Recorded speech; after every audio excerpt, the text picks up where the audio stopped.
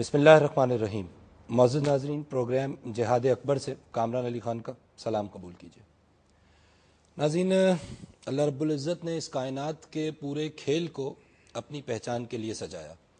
حدیث قدسی میں رب العزت فرما رہے ہیں کہ میں ایک چھپا ہوا خزانہ تھا، میں نے چاہا کہ میں ظاہر ہو جاؤں. ظاہر ہے کہ جب اللہ رب العزت نے چاہا کہ وہ ظاہر ہو جائیں تو پھر اس ظہور کے نتیجے میں یہ پوری کائنات اور اس میں موجود تمام اشیاء جس میں انسان بھی شامل ہے وجود میں آئے. اور اگر غور کیا جائے تو دین، جس کو ہم جنرلی اسپیکنگ دین کی ٹرم جہاں ہم یوز کرتے ہیں، تین حوالوں سے اس کی سیگریگیشن کی جا سکتی ہے. ایمانیات ہیں، عبادات ہیں، معاملات ہیں. اور ناظرین، چاہے ایمانیات ہوں، چاہے عبادات ہوں اور معاملات ہوں، فلسفہ توحید اور فلسفہ رسالت کو سمجھے بغیر ان تمام معاملات میں ہم 100% اپنا آؤٹ پٹ نہیں دے سکتے. ناظرین، جب ہم توحید اور رسالت کے فلسفے کی بات کرتے ہیں تو اس گفتگو کا آغاز اس نقطے سے ہوتا ہے کہ جہاں ہم سٹڈی کرتے ہیں اپنے کلمے کو، کلمہ طیبہ کو. فرما رہے ہیں اللہ رب العزت لا الہ الا اللہ محمد الرسول اللہ صلی اللہ علیہ وسلم.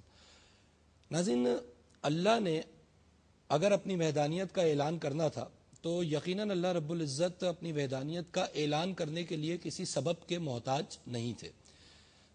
یہ بھی ہو سکتا تھا کہ اس دور میں جب اللہ رب العزت نے رسول پاک علیہ السلام کے ذریعے لوگوں تک اپنا پیغام پہنچایا، وہ ایسا نہ کرتے، بلکہ ہوتا یہ کہ آسمان پر روز رات میں ایک دھماکہ ہوتا اور ایک آیت لکھی ہوئی آ جاتی، and this would have been a miracle, اور شاید لوگ بہت جلدی اس طرح ایمان لے آتے. لیکن کلمے میں اللہ رب العزت نے اپنی وحدانیت کے اعلان کے ساتھ ہی اس کو لازم و ملزوم کر دیا، اس کو اٹیچ کر دیا رسول پاک علیہ الصلاۃ والسلام سے. بہت باریک نقطہ ہے اس اٹیچمنٹ میں، اور توحید و رسالت کا یہ مفہوم سمجھنے کے لیے آج ہم اپنی اس ڈسکشن کو آپ کے سامنے پٹ کر رہے ہیں. گفتگو کریں گے اس موضوع پر، اور we will try actually to answer numerous questions جو ہمارے آپ کے سب کے ذہنوں میں اس سبجیکٹ کے حوالے سے موجود ہوتے ہیں. I am very thankful. تشریف رکھتے ہیں ہمارے ساتھ اسٹوڈیوز میں جناب علامہ شبیر حسن میسمی صاحب. کسی تعارف کے آپ محتاج نہیں ہیں، جید عالم دین ہیں، چیئرمین ہیں زہرا اکیڈمی پاکستان کے. تشریف رکھتے ہیں ہمارے ساتھ ڈاکٹر عمران محمد صاحب، PhD in mind sciences specialist, expert in mind sciences, expert in hypnosis, expert in therapies. تشریف رکھتے ہیں ہمارے ساتھ پروفیسر ہارون رشید صاحب. جنگ اخبار میں آپ کالم لکھتے ہیں، تعلیم آپ کا خاص موضوع ہے، اور آپ ایکس ڈائریکٹر کالجز بھی ہیں. Welcome all of you to the program. علامہ صاحب، توحید کی تعریف پہلے تو اکیڈیمکلی بیان فرما دیجیے. اعوذ باللہ من الشیطان الرجیم، بسم اللہ الرحمن الرحیم. توحید کے لفظ کو اگر دیکھا جائے تو وحدت سے بنا ہے، وحدت، لیکن یہاں پر وحدت غیر تقسیمی ہے. کیونکہ اگر ہم کہتے ہیں تو وہاں پر ہاف آ جاتا ہے، کوارٹر آ جاتا ہے، ٹھیک، اور پوائنٹ زیروز میں جاتے جائیں گے، اور جب تک ملٹی فریکشن میں پہنچ جائیں گے. یہ وہ اکائی ہے جس کے فردر حصے نہیں کیے جا سکتے. اسی لیے اس کو کہا گیا ہے احد. بسم اللہ الرحمن الرحیم. قل هو اللہ احد. احد انڈیویزبل وننس ہے. ٹھیک، ایبسولوٹ وننس کا اگر ہم ورڈ یوز کریں تو ہمارے الفاظ ذرا زیادہ بہتر طور پر معنی پہنچائیں گے. تو ایبسولوٹ وننس کا مطلب یہ ہے کہ دیٹ اینڈ نتھنگ ایلس، سبحان اللہ، اس کے علاوہ کچھ بھی نہیں ہے. لا موجود الا اللہ. لا موجودہ الا اللہ کا معنی یہیں سے نکلے گا. اسی وجہ سے بعض لوگ اس تصور میں چلے گئے کہ ہم سب اپنے آپ کو سمجھتے ہیں کہ ہم ہیں، ورنہ کچھ بھی نہیں ہے سوائے جلوہ معبود ہے. یہ تو فلسفہ وحدت الوجود کی بات ہو گئی شیخ ابن عربی. تو یہاں پر ہم آ کے اس بات کو کہتے ہیں کہ توحید اب عام آدمی کے لیے کیا ہے جی، کہ اپنے خالق کو احد ماننا، کہ جو تمام قدرتوں کو ذاتاً اپنے اندر شامل رکھتا ہے. ذاتن کا لفظ اس لیے استعمال کیا ہے کہ ارزن جب ہم بات کرتے ہیں یہ کلر اس کپڑے پہ عارض ہوا ہے، ٹھیک ہے، ذاتی نہیں، ذاتی نہیں. ٹھیک ہے. وہاں پر کوئی چیز عارض ہو نہیں سکتی ہے، سبحان اللہ، ایکسلنٹ. کوئی ایگزسٹنس کی ایسی مٹیریل فارم نہیں کہ کوئی چیز عارض ہو جائے. اس لیے ہم کہتے ہیں کہ ذاتن وہ وجود احد ہے جس کے اندر کسی بھی قسم کی دوگانگی کا کوئی شائبہ نہیں. بس اگر اتنا ہی ہم سمجھ لیں تو پھر بات آہستہ آہستہ آگے بڑھنا شروع ہو جائے گی. اسی لیے امیر المومنین علی بن ابی طالب علیہ السلام نے فرمایا ہے کہ لہو صفت لا ینعت، اس کی صفت ہے لیکن اس صفت کو آپ اس ذات سے الگ نہیں کر سکتے. اور انشاءاللہ جیسے جیسے گفتگو ہماری آگے بڑھے گی ہم ذات و صفات اس کو ذات و صفات پہ پھر چلے جائیں گے، ورنہ پھر فوراً جمپ ہو جائے گا. اس لیے میں بات کو یہاں پہ روکتا ہوں. توحید عام لوگوں کے لیے یہ ہے کہ ذات باری تعالی کو تمام نقائص، تمام عیوب سے پاک سمجھنا، اور جب پاک سمجھیں تو پھر ہم کہیں سبحان اللہ، سبحان تیری ذات تمام عیوب سے پاک. سبحان اللہ، سبحان اللہ. اچھا ڈاکٹر صاحب، بڑے مزے کی، ظاہر ہے یہ تو بہت خوبصورت بات ہے، لیکن ایک بڑے مزے کا نقطہ بھی یہاں سے نکلا. 2 منٹ میں آپ پہ آنے سے پہلے اگر میں ایک وقت لوں کہ ناظرین، جب ہم کہتے ہیں کہ ایک جب ڈاکٹر علامہ صاحب جو گفتگو فرما رہے تھے تو ایک جو اشارہ ملا وہ یہ ملا کہ انٹلیکچوئل لیول کو اگر ہائی کر کے دیکھا جائے، عام انسان کے لیول سے تھوڑا سا اوپر جا کے اگر دیکھا جائے تو صوفیہ کرام جو کہ روحانیت کے ایک اعلیٰ مقام پہ ہوتے ہیں اور وہ چیزوں کے ظاہر سے زیادہ چیزوں کے باطن کو دیکھ رہے ہوتے ہیں، تو اللہ کے بندے جب کلمے کے پہلے حصے کی تشریح کرتے ہیں تو لا الہ الا اللہ، اور جنرلی جب ہم اسکول میں اس ترجمے کو پڑھتے ہیں تو ہمیں بتایا جاتا ہے لا معبود الا اللہ، جو کہ بالکل ٹھیک ہے الحمدللہ، نہیں کوئی معبود سوائے اللہ کے. لیکن صوفیہ کرام اس تشریح کو آگے بڑھاتے ہوئے، اس ترجمے کو آگے بڑھاتے ہوئے پھر اس کی لطافت میں جب جاتے ہیں تو وہ کہتے ہیں کہ لا معبود الا اللہ، لا مشہود الا اللہ، لا مطلوب الا اللہ، لا مقصود الا اللہ، لا محبوب الا اللہ، اور لا موجود الا اللہ. یعنی کچھ موجود نہیں سوائے اللہ کے. ڈاکٹر صاحب، کچھ موجود نہیں سوائے اللہ کے. آپ being an expert in mind sciences کس طرح دیکھتے ہیں اس پرٹیکولر کلمے کو؟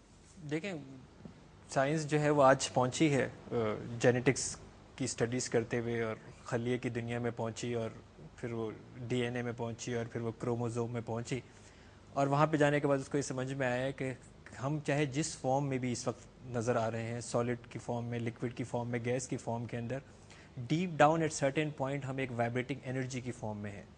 یعنی اس کائنات کے اندر جتنی بھی چیزیں ہیں جو بظاہر کسی دوسرے شیپ میں نظر آ رہی ہیں، چاہے یہ گلاس ہے، چاہے یہ ٹیبل ہے، چاہے میں انسان ہوں، بے شک گوشت پوش کا انسان ہوں، یہ کرسی ہے، لیکن اگر ہم اس کی ایٹامک جب انالیسس کر رہے ہیں ڈیپ ڈاؤن تو ہمیں ہر چیز ایک وائبریٹنگ انرجی کی فارم میں نظر آ رہی ہے. اور جب ہم ایک وائبریٹنگ انرجی کی فارم میں ہیں تو اب یہ بھی ایک بات کلیئر جو ہے وہ پتہ لگ رہی ہے کہ ہم لوگ سب کنیکٹڈ بھی ہیں. یعنی نہ صرف یہ کہ ہم اپنی انڈیویجول حیثیت کہتے ہیں کہ انرجی کی فارم میں ہیں، بلکہ ہم اس پوری ایک انرجی کے انوائرمنٹ کے اندر ہم آپس کے اندر انٹر کنیکٹڈ بھی ہیں. اگر ہم اس کو ہم دین کے حساب سے جب دیکھتے ہیں اللہ نور السماوات والارض، تو یہ بات کافی کلیئر جو ہے وہ نظر آنی شروع ہوتی ہے. ایک انسان کی جان بچانا ساری انسانیت کی جان بچانا، یہ بات بھی سمجھ میں آتی ہے کیونکہ یہ انرجیز آپس میں انٹر کنیکٹڈ ہیں. اور اس کا مشاہدہ ہم ہمیں عام بالکل جو ہے نا وہ کرتے ہیں. آج ہمارے پاس یہ موبائل فون کی سہولت جو ہے وہ موجود ہوئی ہے کہ جس کے اوپر ہم کسی بھی جگہ سے بیٹھ کے وداؤٹ وائر جو ہے ہم جو ہے نا وہ بات کر رہے ہیں. لیکن یہ بہت کلیئر ہے کہ جس ویوز کو ہم نے اس ایک ڈیوائس کے تھرو کنٹرول کیا ہے، یہی وہ ویوز ہیں جو ہمارے اپنے دماغ میں بھی موجود ہیں. ہمارے تھاٹس بھی ٹریول کرتے ہیں، نیورو ٹرانسمیٹرز. ہم ایک بات سوچتے ہیں اور وہاں سے اس کی کال آ جاتی ہے. یہ ہم اپنی زندگی کے اندر روزانہ ایک بات جو ہے نا مشاہدہ جو ہے نا ہم کر رہے ہیں. تو اس کا مطلب یہ ہے کہ جب ہم ساری چیزوں کے اندر کنیکٹڈ ہیں، اور کیونکہ ہم ایک خیر اور شر کا منبع ہے، ہم ایک پازیٹیو نیگیٹو انرجی کا منبع ہے، ہماری انوائرمنٹ بھی پازیٹیو نیگیٹو انرجی کا منبع ہے. تو جہاں پہ پازیٹیو انرجی زیادہ ہے وہاں پہ کیفیت مختلف ہے، جہاں پہ نیگیٹو انرجی زیادہ ہے وہاں پہ جو ہماری کیفیت ہے، اگر ہماری منفی کیفیت ہے تو ہم نیگیٹو انرجی کے اندر ہیں، ہم پازیٹیو ہیں تو ہم پازیٹیو انرجی کی جو ہے نا وہ کیفیت کے اندر ہیں. لیکن اگر ہم اس کو توحید کے راستے سے جو ہے وہ ہم اگر اس کو پہچاننے کی کوشش کرتے ہیں کہ کیا ہم اس انرجی اللہ نور السماوات والارض کے ڈیفینیٹلی پارٹ ہیں، کہ اگر وہ ہماری روح امر ربی ہے تو ہم اگر اس کا پارٹ ہیں.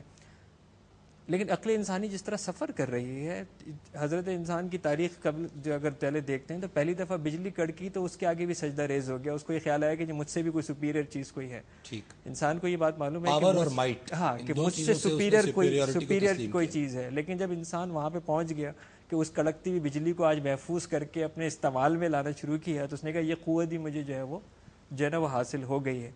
لیکن ہر جگہ پہ انسان ایک جگہ جا کے رک رہا ہے. مطلب میں ریلیجن کے بیونڈ بھی ایک بات کر رہا ہوں کہ جہاں پر بھی انسان جا کے اس کو ایک جگہ نظر آتی ہے جہاں پہ وہ کہتا ہے یار میں یہاں پہ لمیٹڈ ہوں، یہ میری حد ہے، اس حد سے میں آگے نہیں ہوں. اور اگر یہ کائنات چل رہی ہے، یہ سسٹم چل رہا ہے، تو اس کا مطلب یہ ہے کہ کوئی پاور ایسی ضرور ہے، کوئی پاور ایسی ضرور ہے جو اس کائنات کو جو ہے نا وہ چلا رہی ہے. بہت خوبصورت نقطہ ہے، bits a very interesting start of the discussion. حد ہے ہارون رشید صاحب انسان کی کوئی؟ آپ کا کیا خیال ہے حد کے حوالے سے؟ میرے خیال میں حد تو ہے، اس لیے کہ حد کے بغیر اس لامحدود منزل کا تصور نہیں ہو سکتا جس پر اللہ کی ذات اعلیٰ قائم اور فائز ہے. ٹھیک ہے. دوسری بات یہ بھی ہے کہ انسان اپنے تمام وسائل کے باوجود، تمام انٹلیکچل یا انٹلیکٹ ہونے کے باوجود وہ ایک جگہ محدود ہے، ایک جگہ محدود ہے، اس کے پار وہ جا نہیں سکتا. تصور کر سکتا ہے جب اقبال نے کہا تھا کہ مدت سے ہے آوارہ افلاک میرا فکر، کر دے اسے اب چاند کے غاروں میں نظر بند. اچھا، اقبال نے تو پھر یہ بھی کہا تھا کہ عشق کی جس نے طے کر دیا قصہ تمام، اس زمین و آسماں کو بے قرار سمجھا تھا. بے قرار سمجھا تھا. دو الگ الگ باتیں کر رہے ہیں. نہیں، یہ ایک ہی بات ہے. عشق اور عقل کا فرق ذہن میں رکھیے تو اس سے بات واضح ہو گیا. عقل کو آستہ سے دور نہیں. جی بالکل دور نہیں، اچھی بات، یہ اچھا ہوا سلسلہ. تو اب بات یہ ہے جیسے مولانا صاحب نے کہا تھا وحدانیت تصور میں، ڈاکٹر صاحب بھی کہہ رہے ہیں اور ایک سائنٹیفک نقطہ نگاہ پیش کرتے ہیں.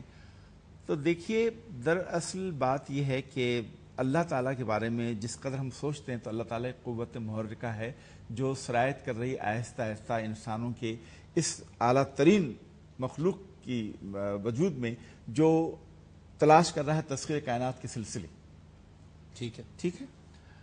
اور وہ جو ایک وننس کا تصور ہے تو وہ بھی بالکل واضح ہے کہ اسے کون دیکھ سکتا، وہ یگانہ ہے، وہ یکتا. جو دوئی کی بو بھی ہوتی تو کہیں دو چار ہوتا. تو یہاں پر تو صفات کو تقسیم نہیں کر سکتے آپ، اس کی ذات کو تقسیم نہیں کر سکتے صفات کے لحاظ سے.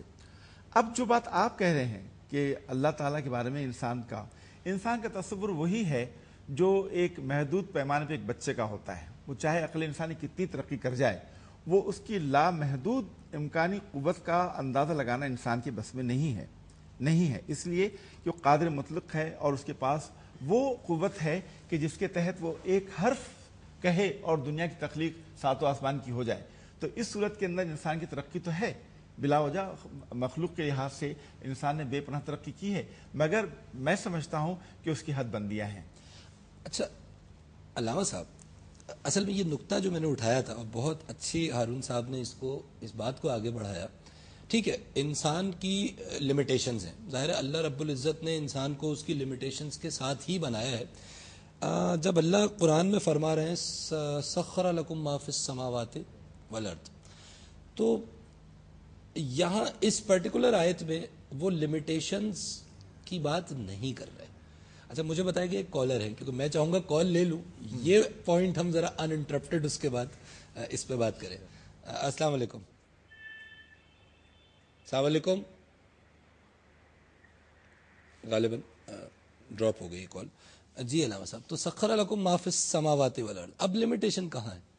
کرنا اچھا تو نہیں لگتا، لیکن کم از کم آپ کے یہاں یہ ہوتا ہے کہ اگر کوئی بات کہنی ہے تو کھل کے موقع ملتا ہے جی، اور بیچ میں اتنا انٹرپشن نہیں ہوتا. اور میرے خیال میں اس پروگرام کی ایک بڑی خوبی یہی ہے اور اسی لیے اطمینان سے آنے کا دل بھی ہوتا ہے.